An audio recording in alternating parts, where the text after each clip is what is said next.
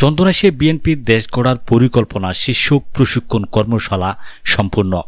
হাজারো নেতাকর্মীর স্বতঃস্ফূর্ত অংশগ্রহণের মধ্য দিয়ে চট্টগ্রামের চন্দনাইশে সমাপ্ত হল বাংলাদেশ জাতীয়তাবাদী দল বিএনপির দেশ গড়ার পরিকল্পনা শীর্ষক প্রশিক্ষণ কর্মশালা।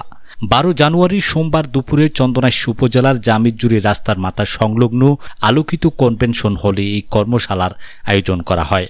জাতীয়তাবাদী ছাত্রদলের উদ্যোগে আয়োজিত এই অনুষ্ঠানে প্রধান অতিথি হিসেবে উপস্থিত ছিলেন চট্টগ্রাম 14 আসনের বিএনপির মনোনীত পদপ্রার্থী জসিমউদ্দিন আহমেদ।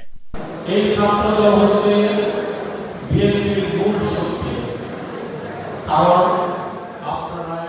প্রধান অতিথির বক্তব্যে জসিমউদ্দিন আহমেদ বলেন, তারুণ্যের প্রতীক তারেক রহমান দেশের কল্যাণ, মানবতা এবং শিক্ষার্থীদের ভাগ্য উন্নয়নে নিরলস কাজ করে যাচ্ছেন। তিনি চান এদেশের মেহনতি মানুষের মুখে হাসি ফোটাতে। সেই লক্ষ্য বাস্তবায়নে ছাত্রদল সহ সকল অঙ্গ সংগঠনের নেতাকর্মীদের ঐক্যবদ্ধ হয়ে দেশের কল্যাণে ঝাঁপিয়ে পড়তে হবে।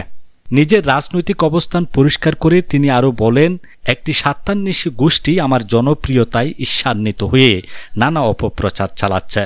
আমার সাথে আওয়ামী লীগের কোনো কালেই কোনো সম্পৃক্ততা ছিল না। এসব মিথ্যা প্রপাগান্ডা থেকে দলের সর্বস্তরের নেতাকর্মীদের সতর্ক থাকার আহ্বান জানান তিনি। আগামী দিনের পরিকল্পনা তুলে ধরে জসিমউদ্দিন আহমেদ বলেন, চট্টগ্রাম 14 আসনকে উন্নয়নের সর্বোচ্চ শিখরে পৌঁছে দেওয়ায় আমার লক্ষ্য। এই জনপদকে একটি আধুনিক ও সমৃদ্ধ এলাকায় রূপান্তর করতে আমি সকলের সহযোগিতা ও ঐক্যবদ্ধ প্রচেষ্টা কামনা করি।